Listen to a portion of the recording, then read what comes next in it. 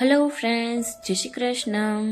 મારું નામ છે હિરલ ડાંગર. સ્વાગત છે મારી યુટ્યુબ ચેનલ કુકિંગ વિથ હિરુમાં.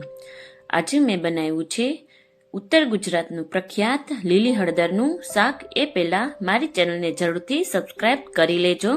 તો ચાલો આપણે બનાવીએ લીલી હળદર, લીલી ડુંગળી, લીલું લસણ, ટમેટાં અને અડધા કપ જેટલા વટાણા લીધેલા છે. 250 ગ્રામ જેટલી હળદર મેં લીધેલી છે અને હળદરની ઉપરની છાલ આપણે કાઢી લેશું.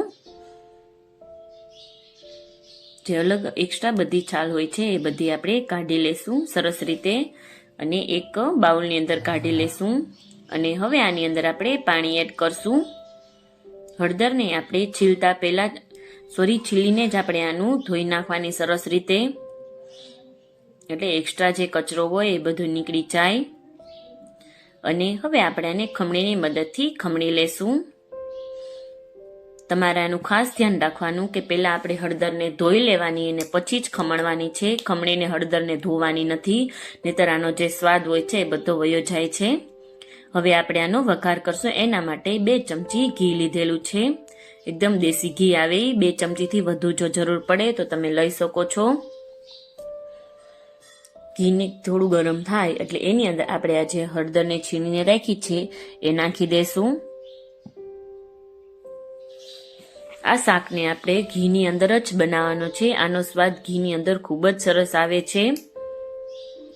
સરસ રીતે આપણે હળદરને 2 થી 3 મિનિટ માટે આવી રીતે જ શેકી લેશું. એકદમ સરસ રીતે ચડી જાય ત્યાં લગી, એટલે કે 4 થી 5 મિનિટની અંદર જ ચડી જશે. હવે આની અંદર આપણે લીલું લસણ એડ કરશું. 1 બાઉલ જેટલું લીલું લસણ લીધેલું છે. આ શાકની અંદર લીલું લસણનો પણ ખૂબ જ સરસ ટેસ્ટ આવે છે. લીલા લસણને પણ આપણે 2 મિનિટ માટે આવી જ રીતે સાતરી લેશું. સરસ રીતે આપણે આને સાતરી લેવાનું છે અને આપણે આને સતત હલાવતા જ રહેવાનું છે, નહીતર જે હળદરવાળો ભાગ છે એ નીચે બેસી જશે. હવે આની અંદર આપણે લીલી ડુંગળી એડ કરશું. 1 બાઉલ જેટલી, એટલે કે 1 કપ જેટલી.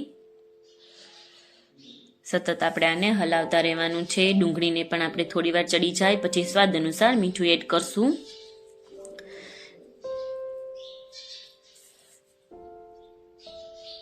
ઘીની અંદર બનાવ્યું છે એટલે ખૂબ જ સરસ આની અંદર સુગંધ આવી રહી છે. સરસ આપણે આને હલાવતા જાશું. ડુંગળી આપણી થોડીક ચડી જાય એટલે એની અંદર આપણે આદુ મરચાંની પેસ્ટ એડ કરશું.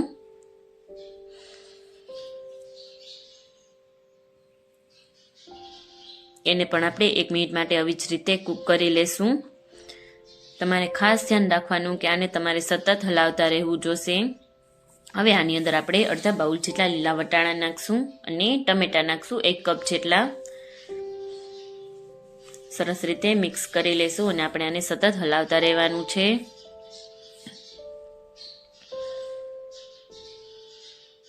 અને હવે આપણે આને ચડવા દેવાનું છે શાકને, પણ વચ્ચે વચ્ચે આપણે આ શાકને હલાવતા પણ રહેવાનું છે. વટાણા આપણા એકદમ સોફ્ટ થઈ જાય ત્યાં લગી. હવે આને હું ઢાંકીને થોડી વાર રાખી દઉં છું, પણ તમારે વચ્ચે હલાવતા રહેવાનું છે. 2 થી 3 મિનિટ માટે આપણે ઢાંકવાનું છે, પણ વચ્ચે વચ્ચે હલાવતા રહેવાનું છે એટલે શાક આપણું નીચે ન બેસી જાય.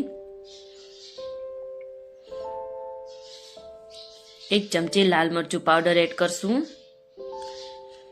2 મોટી ચમચી જેટલું દહીં એડ કરશું અને સરસ રીતે મિક્સ કરી લેશું. દહીં ખાટું ન હોય એનું ધ્યાન રાખવાનું. સરસ રીતે આપણે આને મિક્સ કરી લેશું.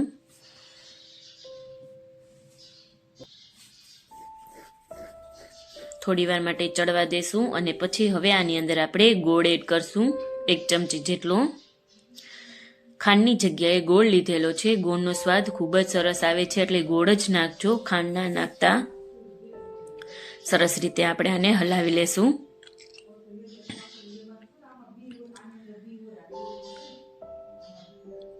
બે થી 3 મિનિટ માટે આપણે સરસ રીતે ચડવા દેશું. આની અંદર પાણી નાખવાની જરાય જરૂર નથી. એમના વરાળેથી જ બફાઈ જશે. ઉપરથી આપણે કોથમીર નાખશું અને સરસ રીતે મિક્સ કરી લેશું.